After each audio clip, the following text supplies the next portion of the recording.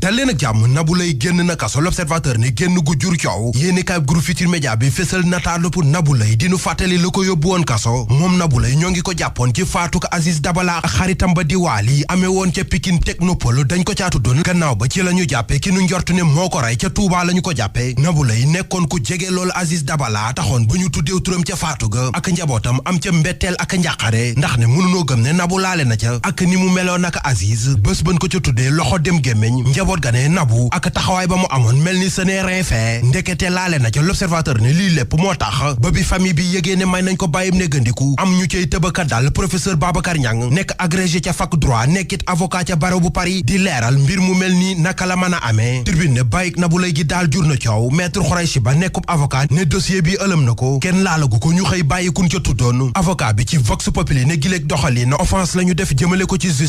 justice pour Nabou Leye ñi ko doon sàkko am nañ ko ndax may nañ ko bàyyim négandiku loolee di wane ni moom Nabou Leye nanu dugale aw turam ca moomule mbir nekkul ne noonee la ca laale te itam nag ki rey ñoom Aziz dëgg-dëgg nangu na ko ba gaañi jàpp nañ ko waaye te Nabou Leye moom ci boppam moo waxoon la taxoon gaañi tee ko libération ne ak bàyyam daal jur na mbetteel te yoon dina ko leeral leneen lu yoon di leeral moo di mbirum Prodac yéenekaay bi ne ubbi nañ ci ab information judiciaire l'observateur ne agent judiciaire de l'État moo porté plainte bu pôle judiciaire financier woolu na ci altine bi nu jëm Mamina Daffé ak Ibrahima Cissé Ousmane Sonko porté na plainte Anta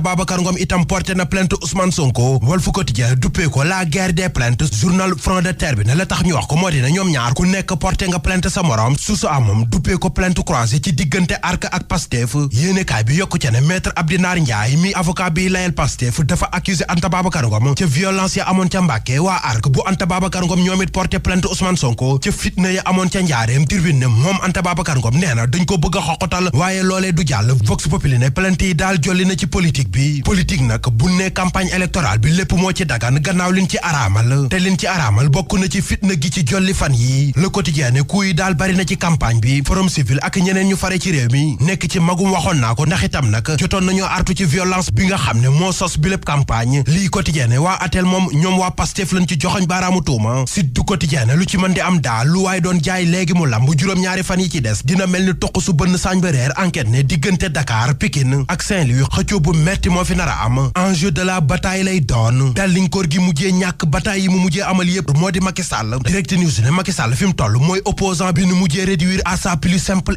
expression journal bi ne moom Macky Sall bari woon doole lool ba ku mas ni xuux ci làng gi loo doon jàmbaar boo dawul itam di nga gestu ba xam fa mu toll waaye bi mu fi waaj a jóge ba ni mu fi jógee fu mu jaar ñu ni ko du fi yoon weddi ko askan wi weddi ko ay àndandoom itam weddi ko journal bi samp laaj ne ndax nekkul ne moom Macky Sall ak président Abdoulaye Wade ak njabootam moo ko topp ki ko fi toppale moom Macky Sall ba toog palaasam moo di njiitu réew mi fi nekk di président Bassirou Diomaye Diakhar Faye bari na yéenekaay yu nu xëyal tey yu fësal am nataalam ci seenu xët Le Soleil national ca la bokk yéenekaay bi ne démb ci journée des forces armées moom njiitu réew mi sargal na l'armée bi tatagal leen ba noppi ne dina taxawal ab industrie de défense bi njiitu réew mi war a gaaw jël dëgg-dëgg moo di dakkal ndaw yi wéy di jël gaaliloo cey ba ciy faatu source aane bi ci mujj moo ngi xewee ca Baba Pelkol Yaabe di dëkk bu nekkee ca Kanel daanaka ndaw yu bari ñàkk nañ fa seen bakkan dañoo faatu ci gaaluk loo ca gunu jëloon kenn rekk moo ca rëcc moo nettali itam waa dëkk ba ne leen lu gàtt-gàtt wàññi na fukk ak juróom-ñaar yoo xam ne xam na leen xàmmee na leen bu baax a baax ndax ñoo bokk benn dëkk ñoom ñëpp di dee benn te ci kanamam la xewee